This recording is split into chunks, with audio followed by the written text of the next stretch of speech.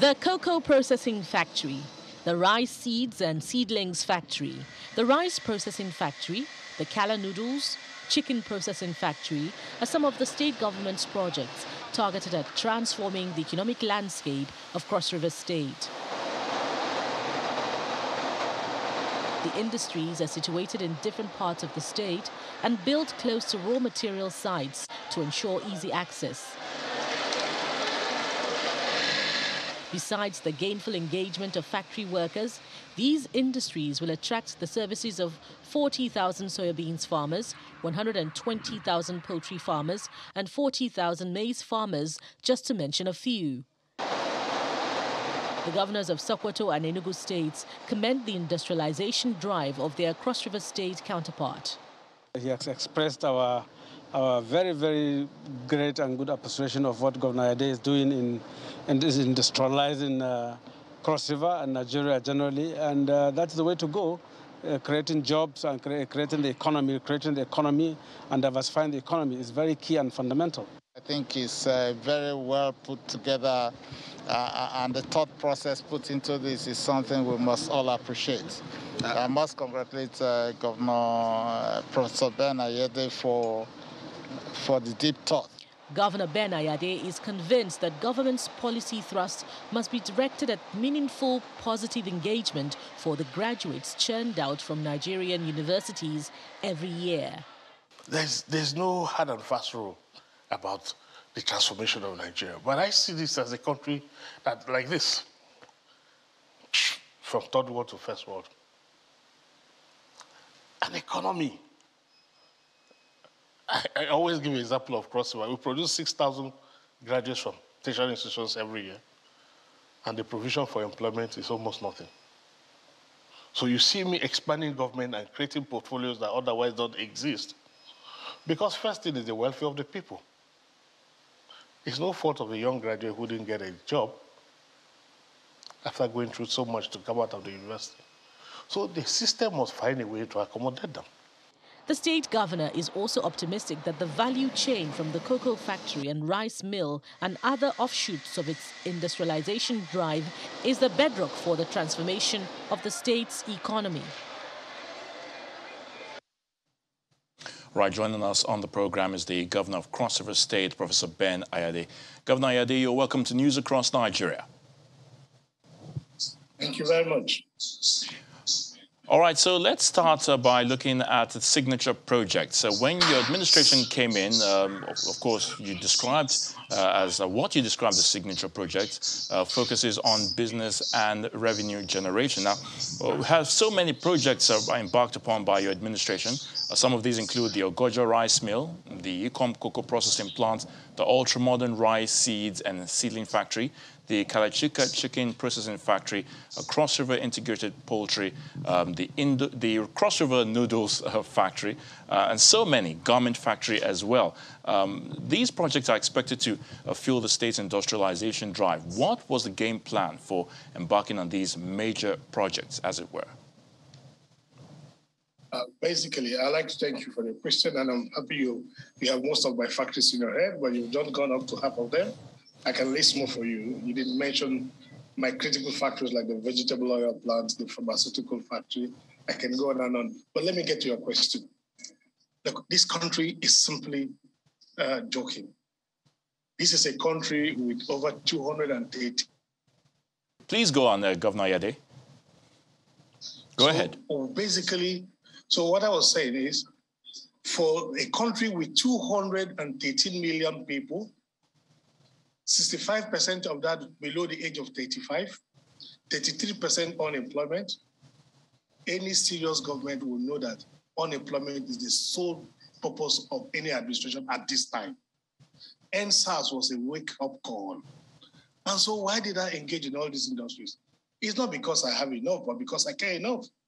But basically, if jobs are not created, you're definitely going to have continuous pressure from the younger generation, and this will override the country one day.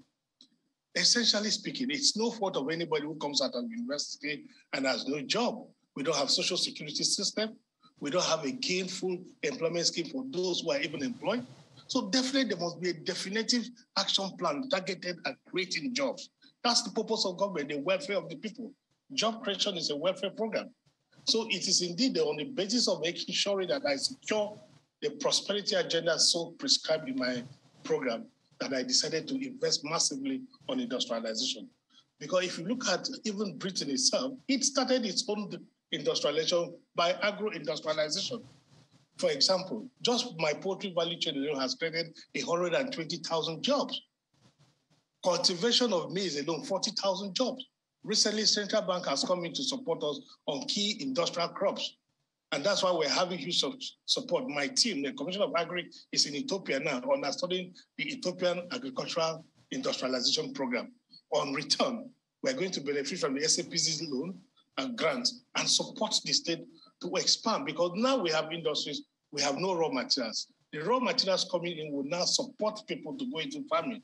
The cocoa will have its own cocoa value chain, the rice will have the rice value chain, the vegetable oil plant will have the granule value chain, and the list is endless. This is how a country begins to industrialize. Step one, agro-industrialization. So that was the basis, creating jobs for people. All right. Now, the United Nations Industrial Development Organization hails you as a champion of industrialization in Nigeria. Of course, we all know that you're a strong advocate for that. Tell us what you are doing differently from your colleagues, I mean, the other state governors. With all respect to my colleagues, my ambition is to actually create opportunity for Africa, for the black man to have the dignity of place. Imagine in a country where we import toothpick. We have a toothpick factory in Ekori. The toothpick factory is up and running. We just need people to grow organic bamboo. We take essential raw materials that we have in Cross River, site an industry exactly where the raw material is concentrated. I have focused on job creation through. Governor, let's talk about the issue of on the ease of doing business. Oftentimes, corporate organization and enterprises lament the bureaucratic bottlenecks they experience in trying to get approvals from government. How has your administration addressed this? On a party note, very quickly. Basically, what we have done in Cross River State is to set up a single window where all issues of registering, getting your certificates and getting certification to qualify to do business in Cross River is done on a single window. We have Barrister Ekpenyo. She's driving that desk and she's very pragmatic. And I know that we're doing very great in that respect. But definitely before now, it's really been very challenging. And we're not there yet, but we'll keep improving. The bottlenecks are really very, very difficult and complex. The kind of documentation that you require to be able to do business is just too long and multi-ministerial requirements. So we've collapsed all of that to a single window to be able to fast track the process. All right, so what about the projects in place before your time as governor, like the tourism project, TINAPA? What's happening to that? What can you tell us? Well, TINAPA is a project that is was set up and designed to provide international marketing and shopping in relationship with drawing traffic to Calabar. And at the time I came into office, all the necessary software engineering required to have it functional, customs clearance, special purpose support services, and all the things that are required not in place. TINAPA up to this minute is not connected to national grid, so it has no electricity at all. So it's kind of stranded asset in a way, and really over leverage on the TINAPA. So as it is, AMCON has a part ownership of TINAPA. So there are a lot of issues beyond me to deal with the loan levels and the payments. Maybe I'll let you know this. I pay about 1.8 billion every month to service some of those legacy loans associated with programs like the same TINAPA. So where I am, it's really quite difficult for me to really drive on. But we had three ideas. One, we just thought that we could get a major investor who can come in and take over TINAPA and actually develop it. The concept is good, but the reality is that Cross River State is at the border end. It is not a transit state to another city where you will expect a lot of diversification of footfalls coming to shop.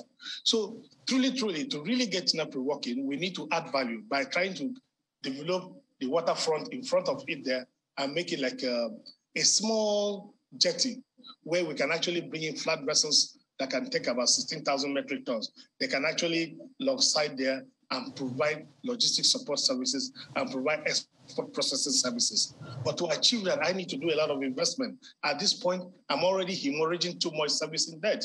You can imagine that I have serviced debt alone close to over 120 billion since I came to office. So really, it's just beyond my current capacity.